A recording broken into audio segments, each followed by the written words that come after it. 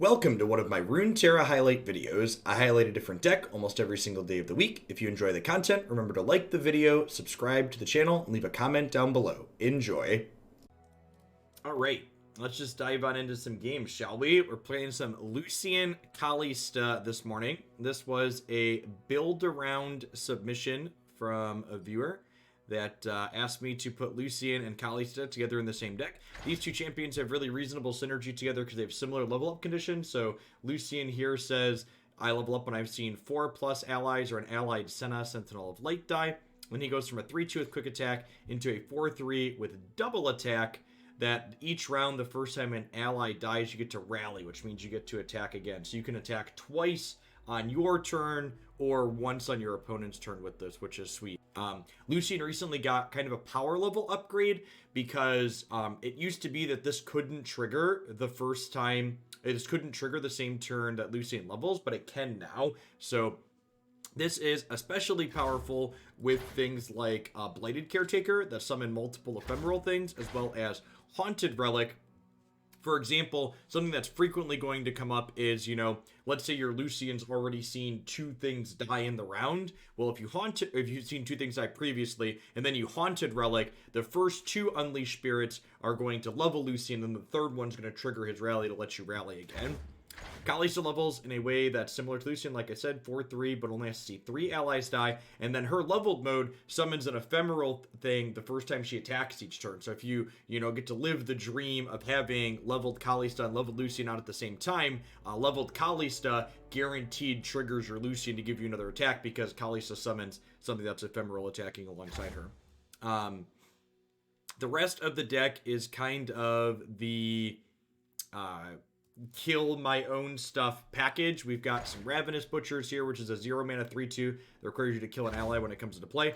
Pairs very well with Cursed Keeper here. When this dies, it summons an Abomination. We got some things like Glimpse the Beyond to keep some cards flowing, Mark of the Isle, and a cheeky Chain Vest for some anti-interaction. And then we've got a couple of copies of Harrowing here at the top end of our curve to kind of punch through in the late game and recover from sweepers. So let's go ahead and dive on into some games with this one and see how it goes.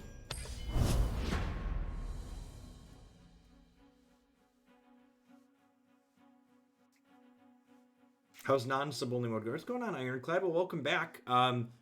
We've been out of sub-only mode basically since I stopped doing Magic, and it's been great. I think, well, I've definitely timed out people on occasion still, trying to encourage them to have a little bit higher quality discourse in some instances overall being outside of Magic. I think makes it easier to have chat be open. So I think I'm going to mulligan the Cursed Keeper. I'd like to find a 1-drop ideally. The way this hand is lined up, we're probably going to bank spell mana on turn 2. So we can go Kalista plus Haunted Relic on 3, take Kalista leveled right away ideally, and perfect. There's the 1-drop for Christmas. So Swain Ezreal is a mid-range, heavily interactive deck. I'm going to go ahead and lead on Hapless Aristocrat rather than Fleet Feather Tracker, I think.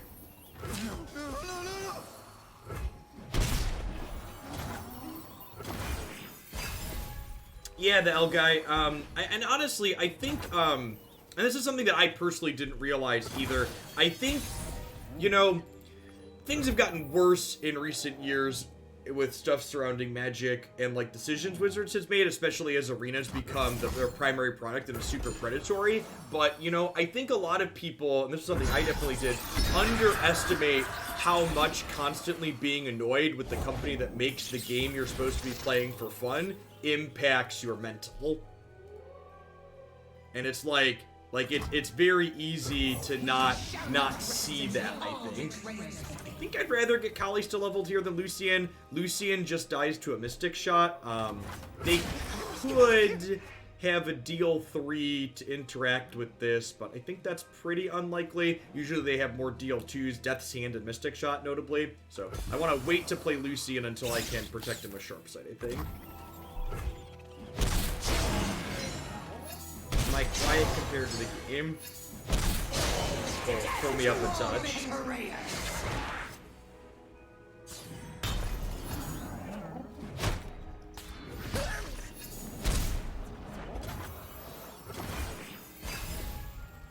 This is a great start. Even if they manage to kill my Kalista now, the next Kalista will still be leveled, which is lovely. Do I want to play Lucian this turn?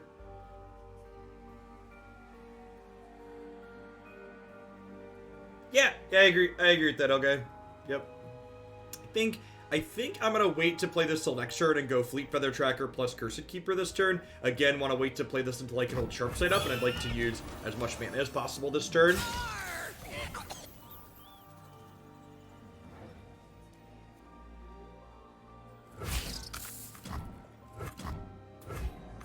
I'm gonna block this here, and then this will give this Challenger, and then this can hook and kill this. The small adjustment I just made is good for game volume.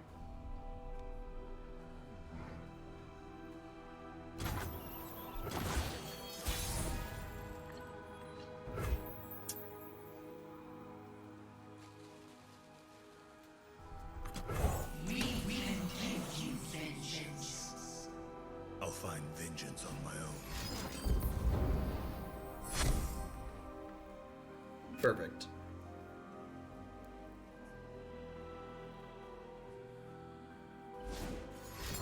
Check 1, 2, 8, 2. I'll pull them both up a little bit.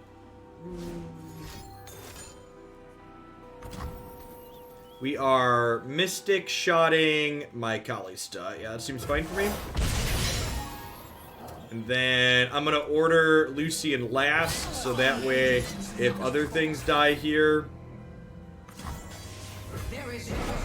Kalista doesn't have anything particularly impressive to summon here, but she is going to make something that summons a spider behind, so like that's not terrible.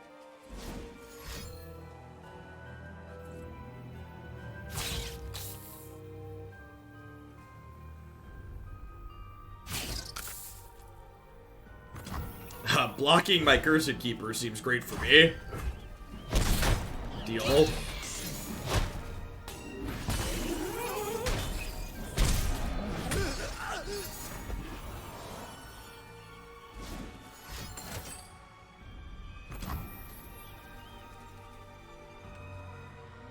Yeah, I mean this level Lucian, right? I'll bring them peace. And then it gives me a 2-mana Remembrance here.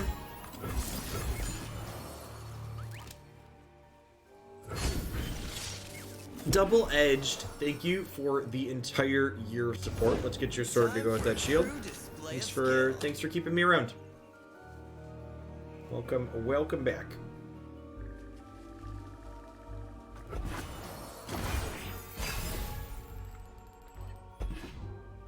That was probably one of the best draws in my deck. Something that lets me kill one of my things and rally here is great. So we'll drop this, eat the 1/1, and then we'll get an attack token.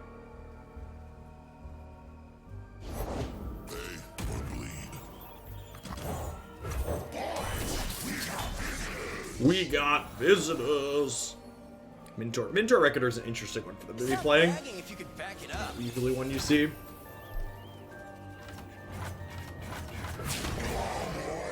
Go on, boys.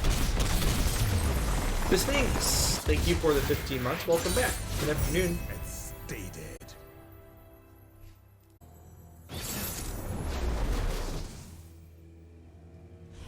Alright, discard aggro. A bit of an aggro mirror here. Senna doesn't play defense too well. Fleet Feather Tracker sounds fine. Honestly, I think this might be a Remembrance on 3 on the play. We're attacking on odds here, so I might just bank spell mana on one end. Well, now I'm not. I was gonna bank spell mana, but now we have this into this into this, so let's go. Do I have a favorite faction? Definitely Tarkin.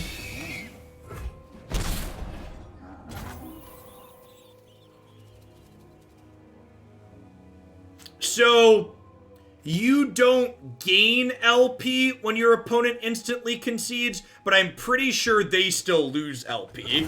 Yeah, so it doesn't give you points for not having played a match, but I'm pretty certain they still lose them.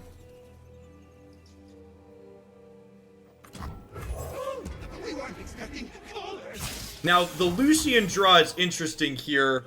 I have to decide, is it worth waiting on this to get points on this? And I think the answer is yes.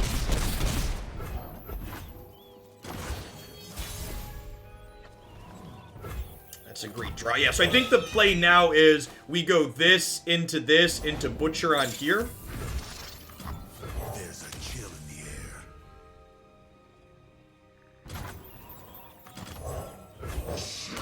Looking grim.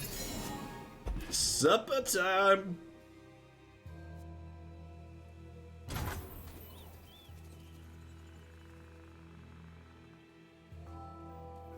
I mean, I don't think it's just a scaredy cat thing, or obviously sometimes people are doing that, but it technically doesn't cost you anything but a couple of seconds, so I think the current system is fine.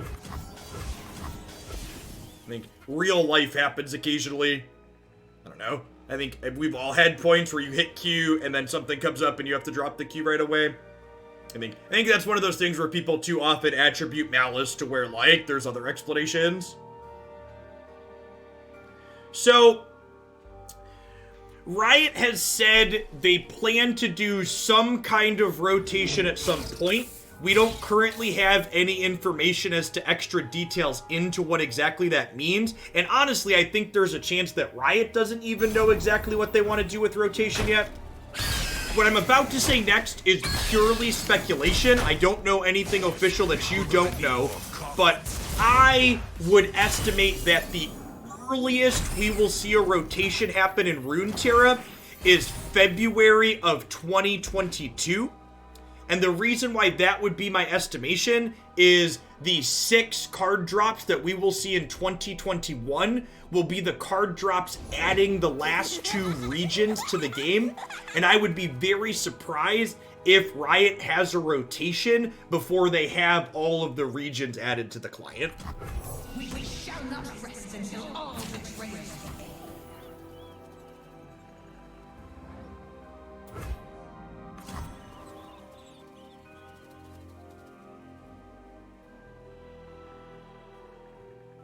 Yeah, I think I block. Wait, you think we caretaker here? Why? I think I block and then I crack them back.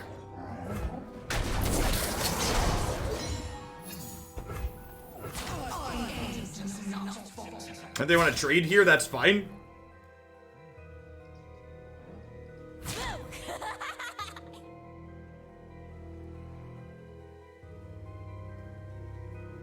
Their attack was a misplay. Maybe press it back. I think that's strictly true. Yeah, and I think another important thing to think about too is one of the reasons why rotations are so despised in so many other games is because of the economic model that those games employ. And like, there are so many things that Runeterra can do slightly differently or even exactly the same and have them be good or better than other games purely from the standpoint of their economic model not being predatory. Like, when it's super easy to free-to-play new cards or get an entirely different deck, it's like not a big deal if there's rotations every year because you're not using rotation as an excuse to price people out of the game. Another thing that's a very important thing to know is that other card games like Hearthstone and Arena, to a lesser extent, Magic's not quite as bad as Hearthstone, but they don't support their non-rotating formats well because their main revenue driver is selling booster packs of new sets, right? So, because Runeterra is trying to monetize around cosmetics, there's a very good chance, I think, that even if they do rotate and have 2 separate formats, we see real support for their non-rotating format because they're not trying to price you into buying new cards constantly.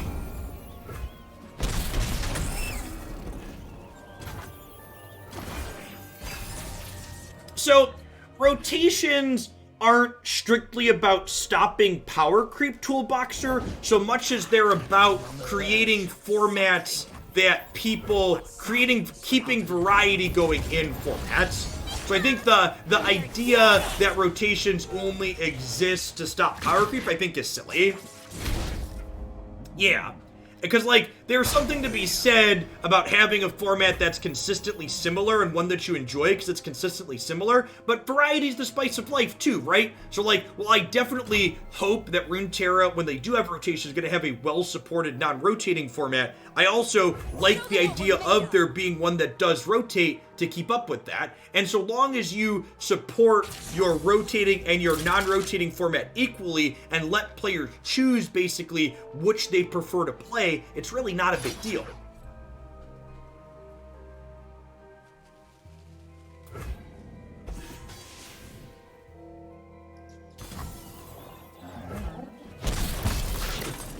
So, and we've talked about this before, but like something that's interesting about Runeterra is, and this is it's interesting from a game design and player reaction perspective. So in Magic, for example, for the last 2 years, Magic's had insane power creep, and basically every time Magic releases a new set, they basically dumpster their entire format, right?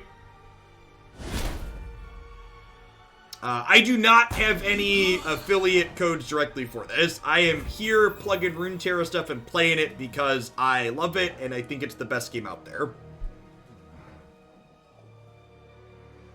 Right, full disclosure, that league partner thing there that scrolls there, they do provide me with wild cards to play the game at no cost to myself, but even if they didn't, it really doesn't cost that much. But it is nice to have support from them. Alright, is this Keeper lethal alongside Sithra? I'm gonna have 4 lethal threats that are fearsome, so it should be.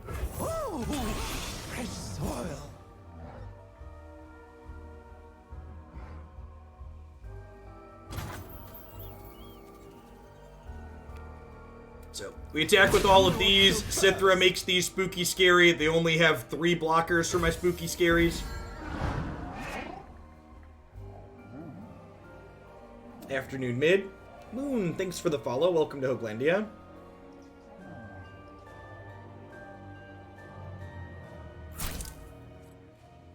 No, if I hook something, they can kill my stuff. Stay away from that switch.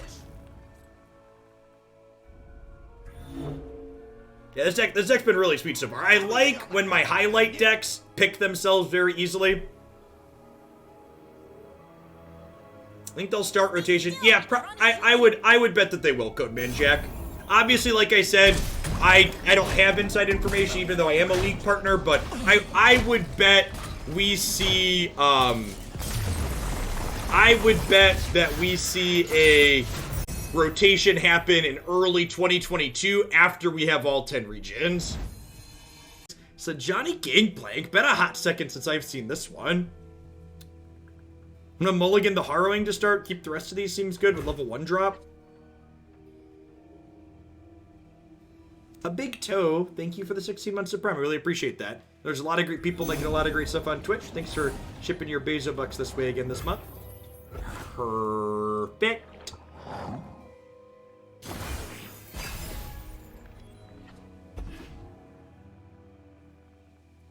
He got 16 million out of them after suing. That's crappy. Don't get in my way. Oh, legal systems. Grim Jows, welcome to the channel. Thanks for the follow. Nothing like the stink of blood and No blocks. Go to 18. to get rich.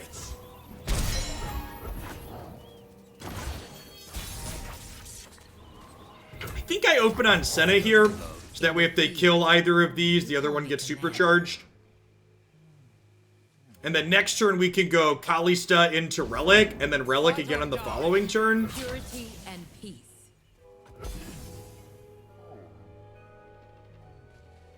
They could have like a Flash Freeze or a Brittle Steel here, but I don't think this archetype usually plays those cards.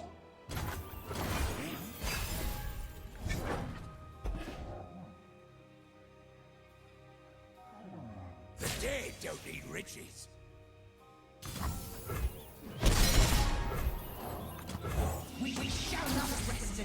all betrayers pay.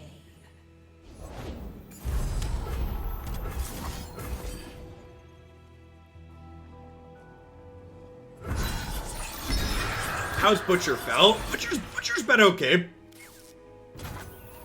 Having ways to kill things on command is a big deal. And Butcher does a good job of that.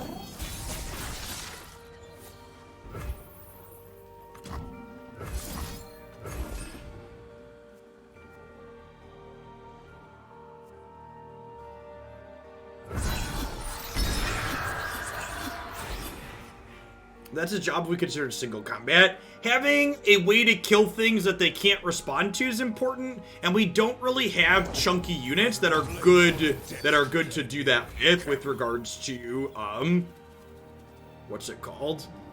All right, so they probably want to block Lucian.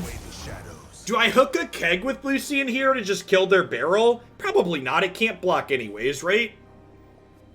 So I think we do this because we're gonna get to rally off of this one dying. Our vengeance has burned long enough. Act now. I think I'm okay with him trading with Gangplank though, right? Because I get a rally afterwards, and I get another decent attack. Okay, I think I'm okay with that. Gangplank's real scary. Yeah, I need to not die in the backswing.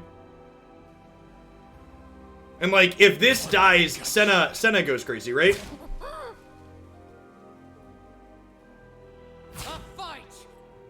And like with this block here, Black Spear is gonna get to kill this, which is great.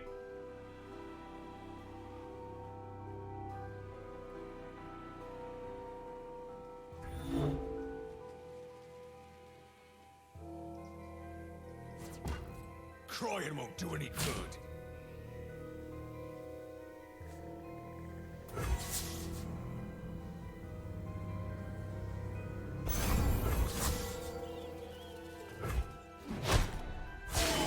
We're gonna need more coffins.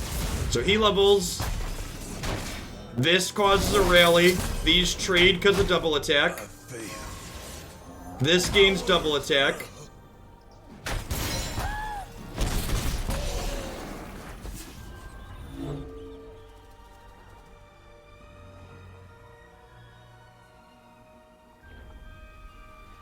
I think we just Haunted Relic again here, right?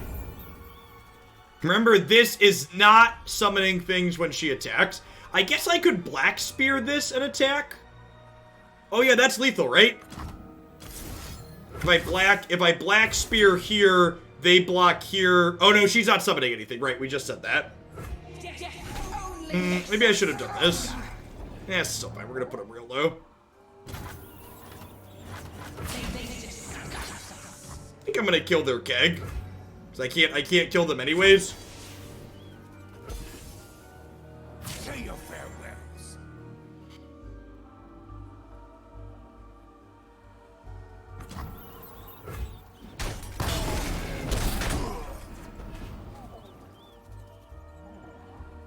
Although maybe putting them to 1 is better, because if I put them to 1, her thing and this are both lethal. It's a decent pull. I can't kill Monkey Idol. Press a pick. From the savage cold. It's not a legal play. The keg had vulnerable. I didn't have Challenger.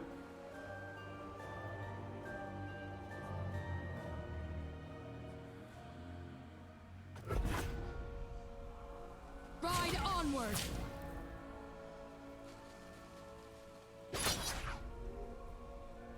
Oh, with Black Spear. Yeah, maybe.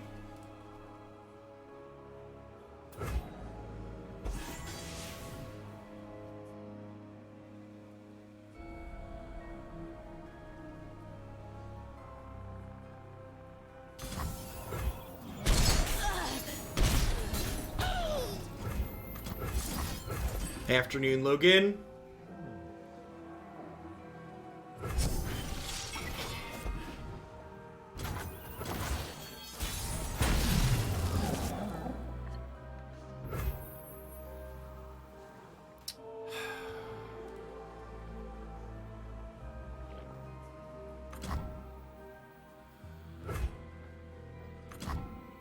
Let's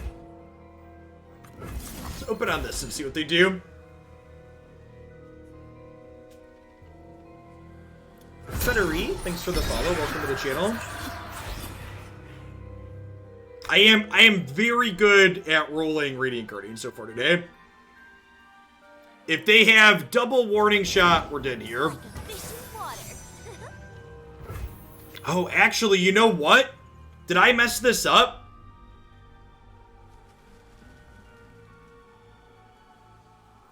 Yeah, I need the challenger unit because I need to hook this last.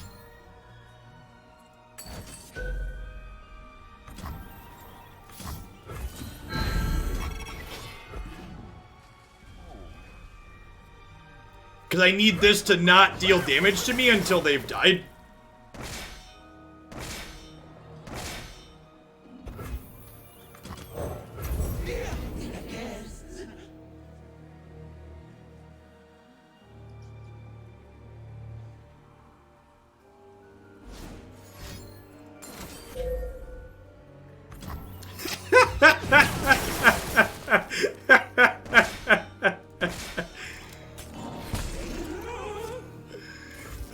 I almost feel bad. Almost.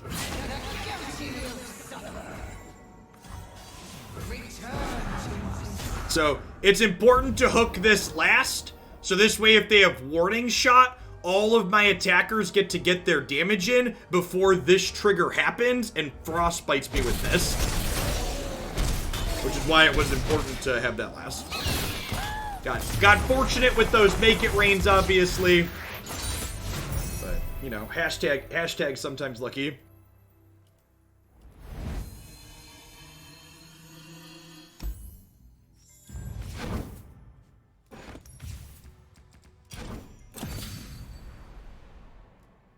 This build was really sweet. So one change that I had made from the original list I started with was the list I found to start had 3 copies of Sithra in it. I ended up trimming them down and fitting some Cena in, and I think I was happy with that change. While Sithra was definitely a card that won us some games in the back of her Fearsome, she's just so much mana in a deck that's otherwise fairly aggressive. Haunted, we just had a lot of games that basically we just executed our plan exactly as we wanted to, right? Haunted Relic making the 3 ephemeral things, or Blighted Caretaker filling the board up, paired with Lucian and Kalista was excellent. Sharp Sight is a super premium combat trick right now, allowing us to protect our threats against the various Mystic shots that are running around in all these Ezreal decks. Sounds fantastic. So, yeah, I think I was pretty happy with where we ended up at with this. I don't think I would necessarily change anything about it. Yeah, Mark of the Isles was good for a lot of similar reasons. The fact that this gives something ephemeral was also really good at, like, popping something on occasion. For example, Mark of the Isles triggered Lucian a couple of times leveling up. Also was good at popping the Cursed Keeper to get the actual thing out of that. All right.